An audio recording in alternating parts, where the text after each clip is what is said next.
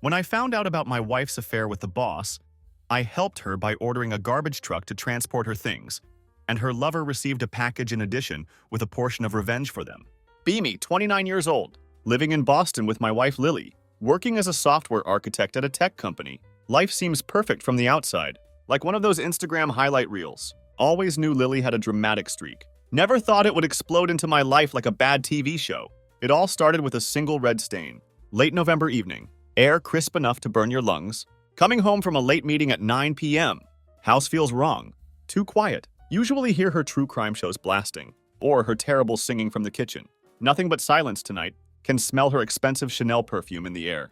That's when I see it. Single red wine stain on our cream carpet, right by the leather couch. Normally wouldn't care. Lily always spills stuff, but something feels off.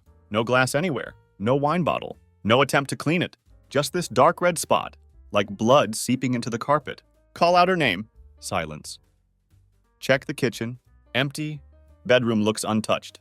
Bed still perfectly made. About to text her. Notice her iPhone on the coffee table. This is weird. Lily never leaves her phone. That thing is basically attached to her hand. Something definitely isn't right. Sit down on the couch. Stare at that red stain, like it's trying to tell me something. Brain starts spinning worst-case scenarios. Maybe she's out with friends. Maybe she just forgot to text. Maybe I'm being paranoid.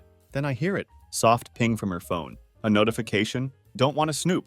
Never been that kind of guy. But something in my gut is screaming at me. Hands shaking as I pick up her phone. She's used the same password since university. Her cat's birthday. Unlock it easily. Message preview pops up. From contact named work lead. Can't stop thinking about you. When can we meet again? Feel like someone just punched me in the stomach. Ears start ringing. Can barely breathe.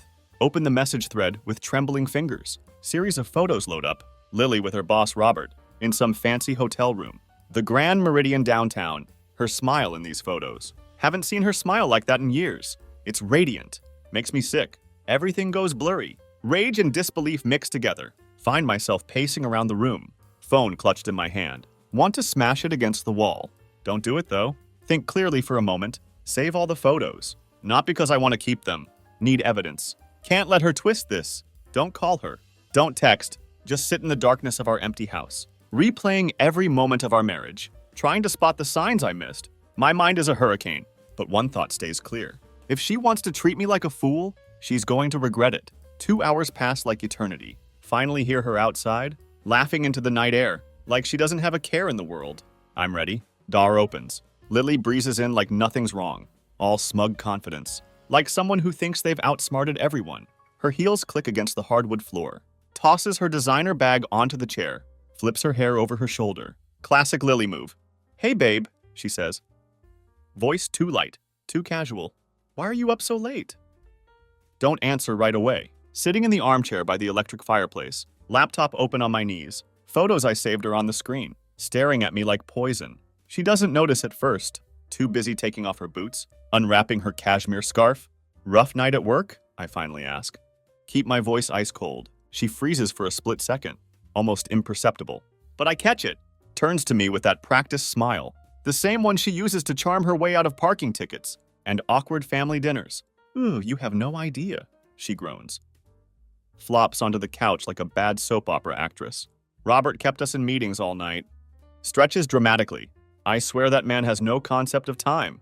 She's actually daring to lie to my face. Really? Meetings? I ask. Lean forward, elbows on my knees. Tilt the laptop screen just enough. Let her see what's on display. Her smile vanishes instantly. All color drains from her face. She's staring at the photos. Doesn't speak. Doesn't even blink. Like someone hit pause on her entire body. Can practically hear her brain scrambling. Trying to find an escape route. A lie big enough to cover this disaster. Lily, I say. Keep my voice dangerously calm. Want to explain why your meeting involved a hotel room? And a bottle of Dom Perignon? She opens her mouth. Closes it again. For a moment, thinks she might actually tell the truth. But no. This is Lily, after all. Are you seriously spying on me? She snaps, voice rising like she's the victim. How dare you invade my privacy? Gets up from the couch, starts pacing. You know how stressful work has been. Waves her hands around. Robert and I were just blowing off some steam. Stops pacing. After a tough day, looks me straight in the eye. Nothing happened. Almost laugh at the audacity. Nothing happened? I repeat. Point at the screen. Because it sure looks like something happened. Gesture to the timestamps. And, judging by these dates, it happened more than once. Her face twists into something ugly. Oh, so now you're a detective? Getting more defensive by the second. God, you're so paranoid, Isaac. Maybe if you spent less time sulking around the house? And more time being a husband, I wouldn't have to. She stops herself mid-sentence, but it's too late. Wouldn't have to what? I demand. My voice rising now. Stand up from the chair. It scrapes loudly against the floor. Cheat on me? Lie to my face? Do you even hear yourself, Lily? Her eyes dart to the door, calculating if she can make a dramatic exit. But I'm not done. Not even close. You've been lying to me for months, I say. Take another step closer. Do you think I didn't notice? All the late nights, all the excuses, your sudden obsession with expensive makeup, new designer clothes every week. I gave you the benefit of the doubt. Because I wanted to believe in you, Lily. But you took that trust, gesture angrily at the laptop, and this is what you did with it. For the first time, her mask slips. See it all flash across her face? The guilt, the shame, the panic she can't quite hide.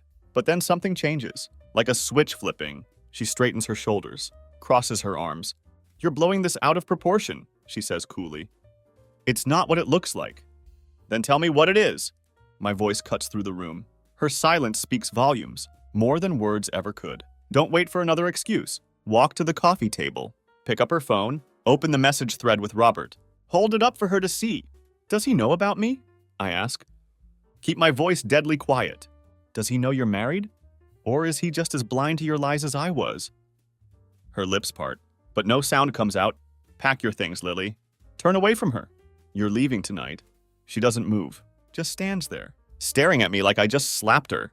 You're not serious, she scoffs. This is my house too. Not anymore, I say over my shoulder. Already heading to the bedroom. You made your choice. Now I'm making mine. Lily doesn't pack her things that night. Instead, launches into a full-blown performance. The kind of dramatic meltdown that could have won her an Emmy. Storms after me into the bedroom, shouting accusations and excuses, all mixed together in a chaotic mess. You can't just kick me out, she screams. Voice shrill enough to wake the neighbors. I've given everything to this marriage, Isaac. Everything. The irony of her words almost makes me laugh. Everything? I spin around to face her. My voice bounces off the walls. You've given everything to Robert. Not this marriage. She glares at me, jaw clenched tight. For a moment thinks she might actually lunge at me, but she switches tactics instead. Tears well up in her eyes. Big dramatic drops, rolling down her cheeks. You don't understand, she says. Voice trembling now. It wasn't like that. I was lonely, Isaac. You've been so distant lately. I didn't know how else to... My voice cuts through her sob story like a knife. Don't you dare try to make this about me. I've been here, Lily. Every single day, trying to build a life with you, while you've been out building something else with him. She flinches, but the tears don't stop. It didn't mean anything, she whispers, shaking her head frantically. I swear it didn't mean anything. Walk past her to the closet, pull out the burgundy Samsonite suitcase, the one she always uses for her business trips. It meant enough for you to lie about it. Start grabbing her clothes, to hide it, to throw away everything we've built. Isaac, please, no. Lily stands frozen in the doorway, watching as I systematically dismantle her place in my life. Move to her dresser. She finally snaps out of her stupor, rushes forward, grabs my arm. You're being ridiculous, she shouts, voice breaking. You're going to throw away 8 years. Over a stupid mistake? Yank my arm free. The fury inside me is boiling over. No, you threw it away. The moment you decided he was worth more than us. Her face twists, something between anger and desperation. You think you're so perfect, she spits. Like you've never made a mistake. You want to play the victim here? Fine. But don't pretend you're innocent. You stopped trying years ago, Isaac. You let this happen. Her words hit me like a slap. Not because they're true, but because they show me exactly how far she'll go. To avoid taking responsibility. Don't bother responding. Instead, grab the suitcase. Zip it up. Wheel it out of the bedroom. Lily follows close behind, alternating between begging and berating. You're overreacting. People work through things like this all the time. Robert doesn't mean anything. I swear it's done. Then switches to attacking. You're such a coward, Isaac. You think you can just run away from this? Ignore every word. March straight to the front door. Yank it open. Drag the suitcase outside. The night air hits like ice, but barely feel it. Lily stops in the doorway, arms crossed. Face a mix of rage and disbelief. What are you even going to do, huh? She sneers. Throw me out on the street? Good luck explaining that to our friends and family. Her smugness only fuels my anger. I won't have to, I say. Pull out my phone. You can explain it to them yourself. When they see the pictures, her eyes widen. For the first time tonight, she looks genuinely scared. You wouldn't, she whispers. Don't answer her. Instead, dial Robert's number, the one I found in her messages. Hit speaker. Color drains from her face. Isaac, stop! She hisses. Lunges for the phone. Step back. Keep it just out of her reach. Line rings once, twice. Then his voice comes through. Robert speaking. Hey, Robert, I say. Keep my voice icy. I think you should come pick up your new roommate. Silence. Then a confused, what? Your girlfriend's suitcase is on my porch. She's all yours. Lily's mouth opens and closes, like a fish gasping for air. Her hands clench into fists. For a second, think she might scream. But she doesn't, just stands there, her face crumbling, as the weight of what's happening finally hits her. End the call without waiting for his response. Turn back to Lily. You've got 10 minutes to leave. My voice is steady, or I start making more calls. Her lip trembles, but I don't care. This isn't my Lily anymore. Not the woman I loved, trusted, built a life with. That Lily is gone, replaced by a stranger who can't even own up to her betrayal. Shut the door behind her. Lock it. Leave her outside with the suitcase. The cold November night and her mess of lies. Sit in the living room. Silence is deafening. After the storm Lily left behind, her suitcase still on the porch, but I'm not about to check if she's actually gone. Mind races with possibilities, each more satisfying than the last. Could call her parents, post the photos online. But no, that's not me. Don't want revenge for its own sake. Want something deeper? Something that will make her understand the cost of what she's done. Need to destroy the world she built on lies. First move is the house. Lily always bragged about our home. Spent hours picking out furniture. Fancy curtains, Persian rugs, molding it into the perfect backdrop for her curated Instagram posts. To her, this house was her stage. To me, it's just walls and memories. That now feel like a prison. Grab my laptop. Log into the real estate portal. House is in my name. A fact Lily didn't care about when we bought it, but now works heavily in my favor. By morning, it's listed. Price set to sell fast. Second move is the bank. Lily never cared about finances, so I always handled the money. We have a joint account, but I've been smart enough to keep my own savings separate. Within minutes, drain the joint account into mine. Leave just enough for a bus ticket in case Robert decides he's not up for playing house. Third move is her reputation. Don't want to plaster her betrayal online. Not going to turn this into a public circus. But Robert, he doesn't deserve to walk away clean. And more importantly, his wife Samantha doesn't deserve this. Dig through Lily's phone, still sitting where she'd left it. Find her messages with Robert. They're vile. Graphic descriptions of their nights together. Photos. Plans for secret getaways. Package everything neatly into an email. Address it to samantha.f@westernmed.com. Her email wasn't hard to find. Quick search of Robert's company directory. Gave me all I needed. Attach the photos. Type a simple note. You deserve to know the truth. My wife and your husband have been seeing each other for months. I'm sorry you're finding out this way. Don't hesitate. Hit send. For a moment, feel guilty. Not for Lily or Robert. They deserve worse. But for Samantha, she didn't ask for this, any more than I did, but she deserves the truth, even if it's brutal. By the time I finish, it's almost midnight. Lean back on the couch, stare at that wine stain on the carpet, like it's a crack in my life that I'll never be able to scrub out. Then hear it. Soft knock at the door. Freeze in place. Could be Lily. Could be Robert. Someone coming to demand explanations for the chaos I just unleashed. Open the door cautiously. Half expect Lily standing there, in tears, begging for another chance. Instead, it's Samantha. Nothing like I imagined. No fancy jewelry. No designer clothes. Just a tired woman in a navy hoodie. Hair pulled back in a messy bun. Eyes red and puffy, like she's been crying. She holds up her phone. Screen glowing with my email. You're Isaac? She asks. Voice trembling slightly. Nod slowly. Can I come in? Hesitate for a moment, then step aside. She walks in slowly, eyes darting around the room, like she's trying to piece together the life I'd been living. I just got your email, she says, clutching her phone like a lifeline. I had my suspicions. Voice cracks a little. But this Trails off? Don't know what to say. What do you say to a stranger? Whose life you've just shattered? I'm sorry, I manage. She lets out a bitter laugh, wipes her eyes with her sleeve. Don't be... You did what I should have done months ago. We sit in silence for a while, two strangers, bound by the same betrayal. She tells me how Robert had been acting distant for months, started working late, taking business trips that made no sense, like hearing my own story. But from the other side, I don't know what I'm supposed to do now. Samantha admits, voice barely above a whisper. Want to tell her it'll get better, that she'll figure it out. But truth is, don't know if I believe that myself. Instead say, you start by burning it all down. She looks at me, eyes narrowing slightly. What do you mean? You take everything they thought they could get away with and flip it on its head.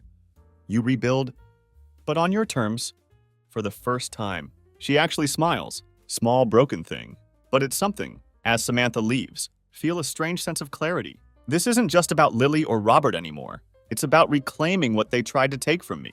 My dignity, my strength, my future. Not going to stop until every last piece of their deceit is reduced to ashes. Next morning, house feels like a war zone, eerily quiet, but brimming with aftershocks of the battle that just happened. Lily hasn't come back, or maybe she did.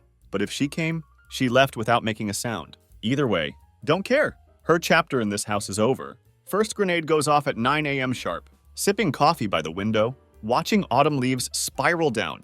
When my phone buzzes, it's Samantha. She hasn't called or texted since leaving last night, but now her message is clear and direct. He's losing his mind. Thought you should know. Smirk at the screen. Good, I reply. What's he saying? Typing bubbles appear almost immediately. Then her response comes, he's claiming you're lying. Says Lily's been spreading rumors, and that you faked the pictures. I sent them to his boss, and our family lawyer. He's completely panicking. Mental image of Robert squirming in his sleek corporate office, trying to explain away the evidence, almost too satisfying. His career was built on appearances, charm, networking. A scandal like this, it would detonate everything he worked for. By noon, the fallout reaches Lily. She calls from a number I don't recognize, probably borrowing someone's phone. After realizing I've blocked her everywhere, don't answer. She tries again and again. On the fourth attempt, pick up, but don't say a word. Isaac, she barks, voice sharp and frantic. What the hell are you doing? Me? I ask. Keep my tone ice cold. I'm just cleaning up the mess you made. You're out of your mind, she shrieks. You sent those pictures to Robert's boss. Do you have any idea what you've done? I think I've made things pretty clear, I say. You don't get to destroy our marriage and then walk away like nothing happened. Actions have consequences, Lily. Consequences? She scoffs. Do you think this is just about you and me? Robert's wife is threatening to sue him. He could lose everything. And you're so petty. You're willing to burn it all down. Just because you're hurt? Petty, I repeat. My voice hardening. You lied to me, cheated on me, disrespected everything we built. And now that your little fantasy is crumbling, I'm the petty one? She falls silent for a moment. Can practically hear her scrambling, looking for another angle to play.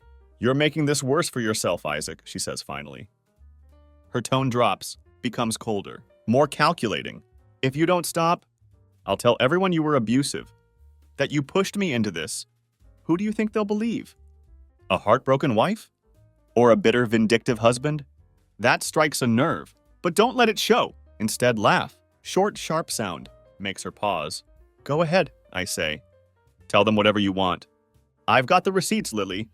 The texts. The pictures. The timelines. You want to play dirty? I've already won. Her breathing gets heavier, angrier. But she doesn't respond. And just so we're clear, I add. The house is already listed. Your things are packed.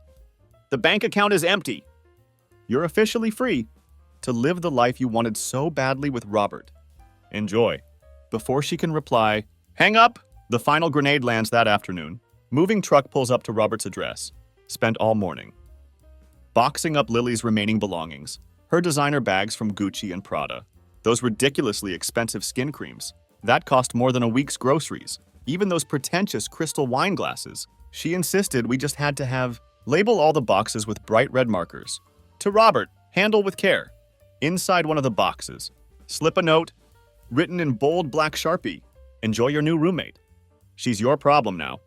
The moving truck driver raises an eyebrow when I give him the delivery address, but doesn't ask questions. Good man. Stand in the driveway, watching as the truck disappears. Down the tree-lined street, feeling a strange sense of closure. By evening, my phone lights up again. Another message from Samantha. Robert's out. HR got the pictures. He's been placed on indefinite leave. Tried to blame Lily, but no one's buying it. Thought you'd want to know. Sit back in my leather chair. Let the weight of it all sink in. House is quiet now. Not the heavy, oppressive silence from the night before, but something lighter, cleaner. I've burned it all down, but somehow, it doesn't feel like destruction. It feels like freedom. By next morning, house feels different. The emptiness isn't haunting anymore. It's liberating. Every trace of Lily is gone. Packed away in those boxes, sent to Robert's doorstep. The echoes of her voice, her perfume lingering in the air, even the shadow of her betrayal. They've all started to fade. Not naive, though. No, this isn't over. Not completely. The memories, the anger, the sense of loss, they'll linger, like bruises that refuse to heal. But for the first time in months, maybe years, feel like I can breathe. Pour myself a fresh cup of Colombian coffee. Open my laptop, ready to sort through the chaos. Emails flood my inbox.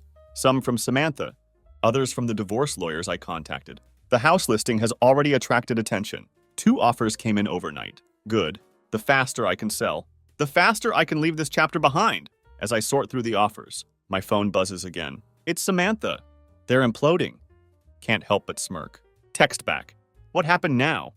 Her reply comes with a photo attached. Lily and Robert, standing outside his house, mid-argument. Her arms are flailing, face twisted in fury, while Robert stands stiff, jaw set like a man. Pushed to the brink? She's blaming him for everything, Samantha writes. I guess she thought he'd let her move in. He didn't. Threw her out last night. Laugh out loud. A genuine belly-deep laugh. That catches me off guard. For all the destruction they caused, their little affair hadn't just burned my life, it had turned theirs to ash as well. Samantha sends another text. You okay? Pause before replying, am I okay? Hard to say. Not crushed anymore. Not consumed by rage or despair. What I feel now is clarity. Getting there, I write back. Her reply comes quickly. Same. Coffee soon? Catches me off guard. Coffee with Samantha? Hesitate, fingers hovering over the screen. But why not? She understands what I'm going through. Better than anyone else. Someone who isn't part of the chaos, but survived it. Sure, I type. Rest of the day passes in a blur of tasks. Contact the lawyer. Speed up the divorce proceedings. Finalize the sale of the house. Start looking at apartments. In a city 4 hours away, Montreal looks promising. A fresh start. In a place where Lily's shadow can't follow me. By evening, feel something I haven't felt in a long time. Control. For so long, my life was dictated by Lily's choices, her lies, her betrayal. But now, I'm calling the shots. Stand in the empty living room, looking out at the last rays of sunlight, painting the sky in shades of pink and gold. Feel a strange sense of gratitude. Not for Lily. She doesn't deserve that. But for the wake-up call. Her betrayal had broken me. Yes, but it had also forced me to rebuild, to strip away everything that was false. Start fresh on my own terms. That night, as I packed the last of my belongings, leave one thing behind. The framed wedding photo. That hung in the hallway for years. Place it face down. On the granite kitchen counter. Let her keep it. A reminder of what she threw away. First thing I notice about my new apartment is the quiet, not the oppressive silence, of my old house, where every creak felt like a ghost of Lily's betrayal, but a peaceful stillness. That feels earned. It's a modest place. 1 bedroom, exposed brick walls, original hardwood floors, a little scuffed, glass-doored balcony, overlooking the bustling Montreal streets below. It's not perfect, but it's mine. Moving day is uneventful, which feels like a blessing. Coworker Antoine lent me his truck. Spent most of the morning hauling boxes up 4 flights of stairs. By mid-afternoon, apartment is a mess. Half unpacked boxes everywhere, mismatched furniture. But don't care. For the first time in months, feel free. Stand on the balcony, cold beer in hand, watching the city move below. People walking dogs, carrying groceries, chasing kids down sidewalks, all completely unaware of the chaos I left behind. It's humbling, realizing how small my problems are. In the grand scheme of things, that's when my phone buzzes. It's Samantha. Coffee tomorrow, 10 a.m. Know a great place near you. Stare at the message. Longer than I probably should. Since the divorce papers were filed and the house sale finalized, we've texted a few times. Mostly updates about Robert's continued downward spiral. But this is different. Sure, send me the address, I reply. Next morning, find myself sitting in Le Petit Café, tucked into a quiet corner of old Montreal. Smell of fresh croissants and brewing coffee fills the air. Smooth jazz playing softly in the background. Samantha arrives a few minutes later, looking more composed than I've seen her before. Gone is the red-eyed broken woman who showed up at my door. Today she seems steady. Order coffee and pastries. Settle into a corner booth. Dark wood and burgundy leather. For a while we just talk. About work. The absurdity of navigating lawyers. The strange, bittersweet freedom. That comes with starting over. Robert moved back in with his parents, Samantha says, stirring her latte with a small smirk. Guess Lily's charm wasn't enough. To get him to stick around, after HR canned him. Chuckle at that. Good. He deserves to feel as small as he made us feel. Her smile falters for a moment, replaced by something softer. Do you feel lighter now? Now that it's all out in the open? Think about her question. Take a sip of my espresso. Buy some time. Lighter, yeah, I admit. But also untethered. Like I've got all this space now, and I'm not sure what to fill it with. She nods slowly. I get that. It's like losing something. You didn't realize you'd been carrying for years. You're glad it's gone, but you don't know who you are without it. Her words hit harder than expected. For so long. My identity had been tied to being Lily's husband. Now without her, not sure where I stand. So what do we do? With all this space? Ask half joking, but also genuinely curious. Samantha smiles. A quiet, thoughtful expression. That feels like the first bloom of spring. We build something better, she says simply. Our conversation stretches on for hours, drifting from heavy topics of betrayal and loss to lighter things, books, travel, dreams, even the ridiculous quirks of our pets. For the first time in forever, find myself laughing, without bitterness, without that nagging weight in my chest. When we finally leave the cafe, the sun is high in the sky. November chill feels less biting. Stand awkwardly on the cobblestone sidewalk. Neither of us sure how to end the morning. Thanks for this, I say. Slip my hands into my coat pockets. It's been a while since I felt normal. Samantha tilts her head, studies me for a moment. You're not normal, Isaac. And that's a good thing. Normal is boring. Laugh and shake my head. Fair enough. As we part ways, can't help but feel something has shifted. Maybe it's the city, the new apartment, or just the simple fact that I've finally stopped letting Lily take up space in my head. Whatever it is, it feels good. For the first time, not looking back, looking forward. The weeks after meeting Samantha, for coffee, feel like stepping into uncharted territory. Thought rebuilding my life would be slow, painful process, but something has shifted. The anger that used to wake me in the middle of the night is gone. The bitterness that sat heavy in my chest like a stone has eased. Each day starts to feel lighter, like I'm peeling off layers of an old suffocating identity. My mornings are my own now, not filled with Lily's sharp demands or endless juggling of schedules. That revolved around her life for the first time in years. Have space, real quiet, uninterrupted space, to figure out who I am. Without her, one evening, as I unpack the last of my boxes, my phone buzzes. Another message from Samantha. We should do something crazy. Bucket list crazy. What's on yours? Chuckle at the thought. When was the last time I'd even considered something? Like a bucket list? Lily and I talked about traveling. Someday. But those plans always felt like distant, empty promises. Something we'd say, to sound adventurous, at dinner parties, but never really meant. Skydiving, I text back. Half joking, her response comes instantly. You're on this weekend. Stare at the screen, blinking in disbelief. She can't be serious. You're joking, right? I reply. But she wasn't. 2 days later, standing at St. Hubert Airfield, on the outskirts of Montreal, strapped into bright blue jumpsuits, watching a cheerful instructor named Pierre give us a crash course on how to fall out of the sky. Without dying, Samantha looks entirely too calm, her grin infectious, as she nudges me with her elbow. Nervous? She asks, raising an eyebrow. Terrified, I admit. My palms already sweating, inside the thick gloves. Good, she says with a laugh. It means you're alive. The plane ride up is surreal. As the ground shrinks below us, my heart races, in ways I haven't felt in years. Not from fear or anger, but from adrenaline, excitement.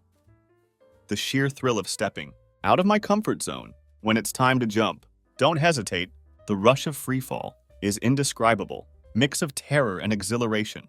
That makes everything else in my life seem impossibly small. By the time the parachute deploys and I float gently back to Earth, feel lighter, not just physically, but emotionally, like I've left the last remnants of my old life somewhere up in the clouds. Samantha lands shortly after, her laughter ringing out as she stumbles to her feet. That, she says, breathless and grinning, was the craziest thing I've ever done. Same, I say, grinning back.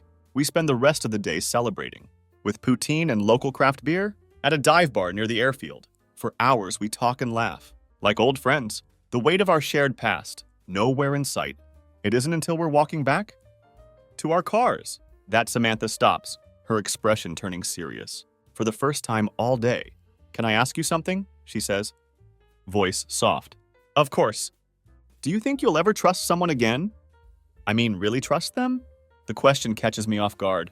Look at her. At the way her eyes hold both hope and fear. Realize she isn't just asking about me. She's asking about herself too. I don't know, I say honestly. But I think maybe trust isn't about forgetting what happened. Maybe it's about finding someone who doesn't make you feel like you have to forget. She nods slowly, a faint smile tugging at her lips. That's a good answer. As we part ways, feel something shift again. The road ahead doesn't feel as uncertain anymore. It isn't about erasing the pain of the past. It's about building something better, one step at a time. And for the first time in a long time, not afraid to take those steps. A month after the skydiving, life has taken on a rhythm I don't recognize, but welcome. The weight of everything, Lily, the betrayal, the firestorm I'd ignited, no longer something I carry every day. The scars are still there, but they don't ache like they used to. Samantha and I stay in touch, meeting up every week or so for coffee, hikes on Mont Royal, or impulsive adventures she texts me about at odd hours. She has this way of making life feel unpredictable, but in the best way. Like each day holds something worth chasing. One Friday afternoon, she sends me a message. That catches me off guard. Pack a bag. Weekend road trip. I'll pick you up in an hour. Stare at the text, laughing despite myself. My first instinct is to say no. Not exactly the spontaneous type. But then think about everything I've been through, everything I've survived. If I could handle my wife's betrayal and rebuilding my life from scratch, surely I could handle a weekend trip with Samantha. Where are we going? I ask her. Her reply comes almost immediately. You'll see.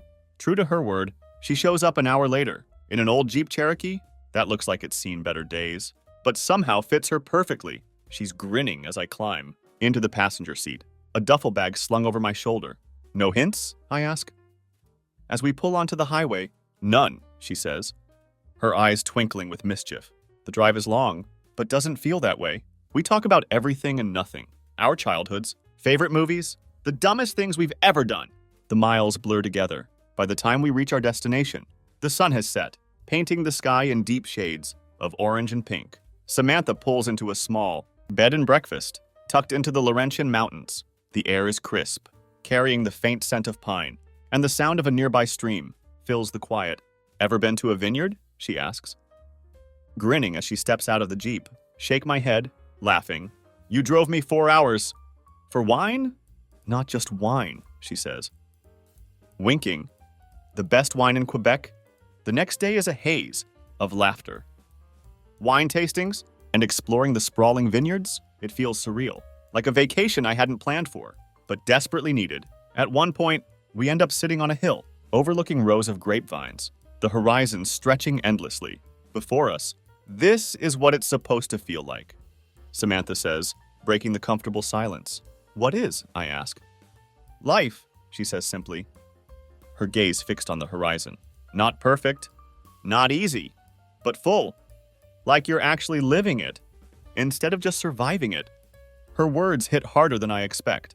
For so long, I'd been in survival mode, just trying to get through each day. But here, sitting under the open sky, with someone who understands what it means to lose and rebuild, I realize she's right. That evening, we sit by a fire pit. At the bed and breakfast, the warmth of the flames, warding off the mountain chill. Samantha turns to me, her expression thoughtful. Do you ever think about what's next? she asks. All the time, I admit. But for the first time, I don't feel like I have to figure it all out at once. I'm okay with not knowing. She smiles, leaning back in her Adirondack chair. That's a good place to be. The trip ends too quickly. But the feeling it leaves behind lingers.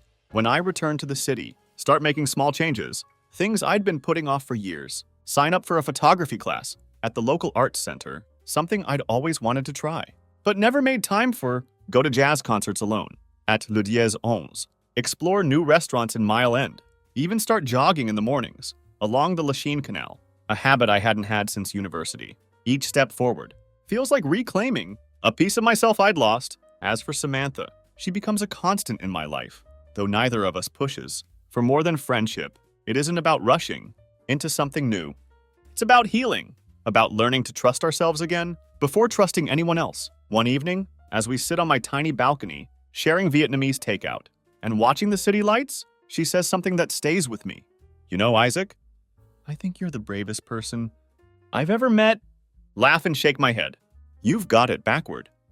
You're the brave one, dragging me out of my cave and forcing me to live again.